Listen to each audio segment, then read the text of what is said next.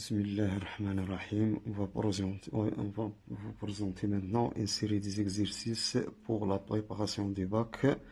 De titre Je prépare mon bac. On va commencer par la première série concernant les ondes des programmes du deuxième bac BIOF.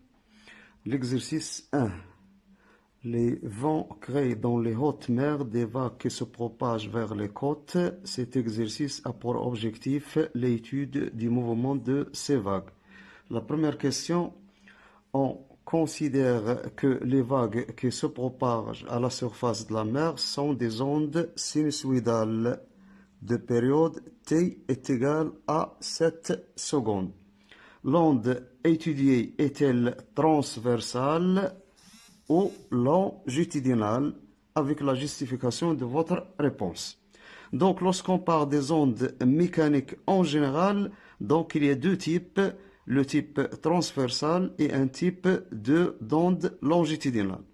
Pour savoir est-ce qu'il s'agit d'une onde transversale ou une onde longitudinale, donc on va comparer le sens, la direction de perturbation avec celle de propagation. Par exemple, l'onde est sinusoïdale. Donc on peut la représenter sous cette forme-là, une forme sinusoïdale. Donc, pour déterminer la direction de perturbation, donc puisque à la surface de l'eau on crée une perturbation, cette perturbation se fait verticalement dans cette direction-là, qu'on représente en rouge. Donc ça, c'est la direction de perturbation. Direction de perturbation. Après la perturbation et la propagation des ondes à la surface de l'eau. Donc il se fait dans une direction horizontale. C'est la direction de propagation. Donc dans ce cas-là de l'eau, on a les deux directions, c'est-à-dire la perturbation et celle de propagation, ils sont perpendiculaires. Donc, on dit dans ce cas-là que l'onde qui se propage à la surface de l'eau est une onde transversale. Donc, on peut écrire ici, c'est une onde transversale. Pourquoi? Car la direction de propagation est perpendiculaire à la direction de perturbation. L'exemple, c'est l'eau et la colle. Le deuxième type, bien sûr, lorsqu'il s'agit d'une onde longitudinale, lorsqu'on a la direction de propagation et la direction de perturbation sont parallèles ou sont les mêmes. Par exemple, le cas des ressorts et le cas du son. Maintenant, passons à la deuxième question. Calculer la célérité de cette onde, sachant que la distance entre deux crêtes successives est d égale à 70 mètres. Donc, la célérité, ce qu'on appelle la vitesse, donc on demande de calculer la vitesse. Donc, revenons maintenant à la forme toujours sinusoïdale. Par exemple, cette forme-là, toujours sinusoïdale. On a deux points ici, par exemple, le point 1 et le point 2. Ces deux points représentent les crêtes de l'onde. Puisqu'on a la distance qui sépare les deux crêtes successives et d, et on sait que cette distance représente les deux points qui ont le même mouvement. Et on sait que lorsqu'on a deux points successifs ont le même mouvement, ils sont séparés d'une distance appelée longueur d'onde. Dans ce cas-là, on peut écrire que d est égal à lambda. Donc la distance qui sépare deux crêtes successives, c'est la longueur d'onde. Donc d est égal à lambda. Et on sait que on a la vitesse est égale à lambda fois n est égal à lambda sur t. Application numérique. Donc, on trouve que la vitesse est égale à lambda, c'est 70 mètres, sur t qui est égal à 7, donc est égal à 10, ce qui veut dire que la vitesse est égale à 10 mètres secondes moins 1. Donc, c'est ça, la valeur de la vitesse. Pour la troisième question, Donc, on a 3. La figure 1 représente la coupe longitudinale de l'aspect de la surface de la mer. À l'instant T, on néglige la dispersion et on considère S source de l'onde et M le front d'onde. Distance de S est égale à la distance SM. Toujours au cours des propagations des ondes, quel que soit le milieu de propagation, soit l'eau, la corde, etc. Donc, il y a une source à partir de laquelle on crée des ondes ou des perturbations et on a un autre point appelé le front de l'onde. Donc, ici, on a le S, ça représente la source, et M, ça représente le point M. Donc, la question 1.3.1, donc écrire en se basant sur la figure 1 qu'on a ici. L'expression de taux.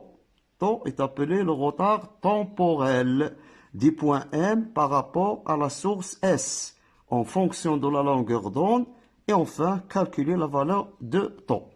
Donc lorsqu'on parle de retard temporel, c'est un temps qui sépare deux points. On dit par exemple le retard temporel d'un point par rapport à un autre. Donc ici on vous demande du point M par rapport à S. Et on sait que chaque point du milieu de propagation reprend le même mouvement de la source, mais après un certain temps qu'on appelle le retard temporel. Donc on sait que taux est égal à la distance SM qui sépare les deux points sur la vitesse V. Et puisqu'on vous demande de déterminer l'expression de taux en fonction de lambda, donc il faut faire intervenir la longueur de lambda.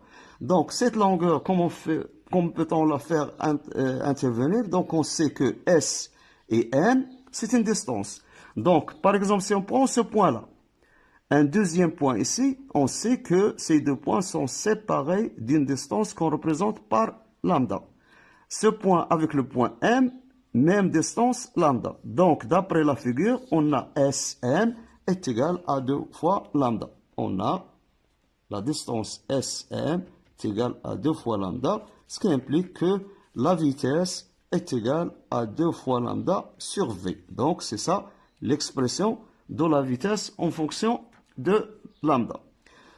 Le taux est égal à 2 lambda sur V. L'application numérique, on remplace taux est égal à 2 fois lambda. Lambda est égal à 70 sur la vitesse qui est égale à 10. Donc la valeur, ça donne 14. Donc taux est égal à 14 secondes. Donc c'est ça la valeur de retard temporel du point M par rapport à S. Parce que lorsqu'on parle toujours du retard temporel, c'est entre deux points. 3.2. Donner en justifiant le sens du mouvement de M au moment où l'onde l'atteint. Donc, puisque le mouvement se fait à partir de l'onde, à partir de la source S, elle arrive à un point M. Et on sait toujours que chaque point du milieu reprend le même mouvement de S. Le même mouvement de S, c'est-à-dire soit vers le haut ou vers le bas. Mais pour savoir est-ce que le mouvement de M se fait vers le haut ou vers le bas, c'est-à-dire le sens, donc on va voir le front de l'onde. Si le front de l'onde est vers le bas, donc le mouvement de M se fait vers le bas. Si le front est vers le haut, donc le mouvement de M se fait vers le haut. Donc puisque le front de l'onde est vers le bas. Donc, le mouvement du point M est vers le bas. Donc, ça pour la question 3.2. Enfin, la question 4. Qu'est-ce qu'on demande dans la question 4? Les ondes, maintenant, arrivent sur une ouverture de largeur A est égale à 60 mètres, se trouvant entre deux quais d'un port. Donc on a le premier quai, le deuxième quai, un obstacle où il y a une ouverture de largeur A. Recopier la figure 2 et représenter après leur passage à travers l'ouverture et donner le nom du phénomène observé. Donc on sait que lorsque les ondes mécaniques heurtent un obstacle d'ouverture A, donc il y a une condition pour qu'il subisse le phénomène de diffraction. Donc, comme on sait qu'il y a production du phénomène de diffraction, on compare la valeur de A à la valeur de lambda. Donc, on a A est égal à 60 mètres et lambda est égal à 70 mètres. On compare les deux, puisqu'on a A est inférieur à lambda, c'est une condition pour qu'il se passe le phénomène de diffraction. Donc ici, puisqu'on a A est inférieur à lambda, donc le phénomène qui se passe, c'est le phénomène de diffraction.